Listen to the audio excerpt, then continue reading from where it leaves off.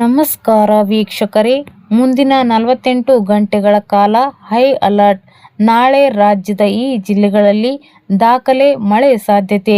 ರಾಜ್ಯದಲ್ಲಿ ಕಳೆದ ಕೆಲ ದಿನಗಳಿಂದ ಹವಾಮಾನದಲ್ಲಿ ಅನೇಕ ಬದಲಾವಣೆಯಾಗುತ್ತಿದ್ದು, ಮುಂಬರಲಿರುವ ಮಳೆಗಾಲದ ಸ್ಪಷ್ಟವಾದ ಸೂಚನೆಯನ್ನು ನೀಡುತ್ತಿದೆ. ಈಗಾಗಲೇ ನೈಋತ್ಯ ಮುಂಗಾರು ಅರಬ್ಬಿ ಸಮುದ್ರ ಮತ್ತು ಬಂಗಾಳಕೊಲ್ಲಿಯ ಹೆಚ್ಚಿನ ಭಾಗಗಳಿಗೆ ಪ್ರವೇಶಿಸಿದೆ. ಆದರೆ ಸದ್ಯ ಕರ್ನಾಟಕಕ್ಕೆ ಮುಂಗಾರು ಪ್ರವೇಶ ಈ ಬಾರಿ ಸ್ವಲ್ಪ ತಡವಾಗಲಿದೆ. ಆದರೆ ಹವಾಮಾನದಲ್ಲಿ ಬದಲಾವಣೆಯಾಗಿದ್ದು, ಮುಂದಿನ 48 ಗಂಟೆಗಳ ಕಾಲ ದಕ್ಷಿಣ ಒಳನಾಡು ಹಾಗೂ ಕರಾವಳಿ ಭಾಗದಲ್ಲಿ ಭಾರೀ ಮಳೆಯಾಗಲಿದೆ ಎಂದು ಹವಾಮಾನ ಇಲಾಖೆ ಮುನ್ಸೂಚನೆ ನೀಡಿದೆ. ಬೆಂಗಳೂರಲ್ಲಿ ಬಿರುಗಾಳಿ ಸಹಿತ ಮಳೆ.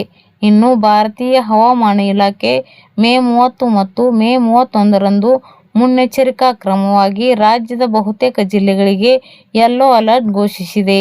ಇದರ ನಡುವೆ ಮೇ 29 ಮತ್ತು ಇಂದು ಮೇ 30ರಂದು ರಾಜ್ಯದ ರಾಜಧಾನಿ ಬೆಂಗಳೂರಿನಲ್ಲಿ ಭರ್ಜರಿ ಮಳೆಯಾಗಿದೆ.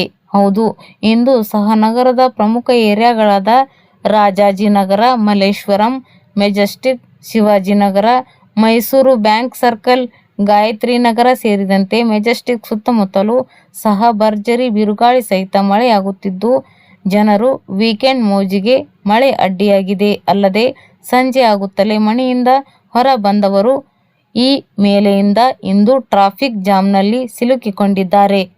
ದಾಖಲೆಯ ಮಳೆ ಬೀಳುವ ಸಾಧ್ಯತೆ.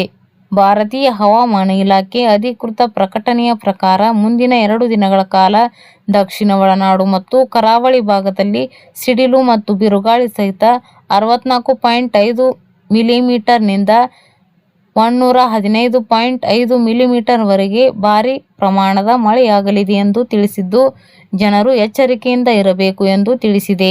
ಇನ್ನು ಬೆಂಗಳೂರಿನಲ್ಲಿ ಇಂದು ಮಳೆ ಮತ್ತು ನಾಳೆ ಮೇ 31ರಂದು ಗುಡುಗು ಮಿಂಚು ಸಹಿತ ಭಾರೀ ಮಳೆಯಾಗುವ ಸಾಧ್ಯತೆ ಇದ್ದು, ಗಂಟೆಗೆ 40ರಿಂದ 50 ಕಿಲೋಮೀಟರ್ ವೇಗದಲ್ಲಿ ಗಾಳಿ ಇರಲಿದೆ ಎಂದು ತಿಳಿಸಿದೆ.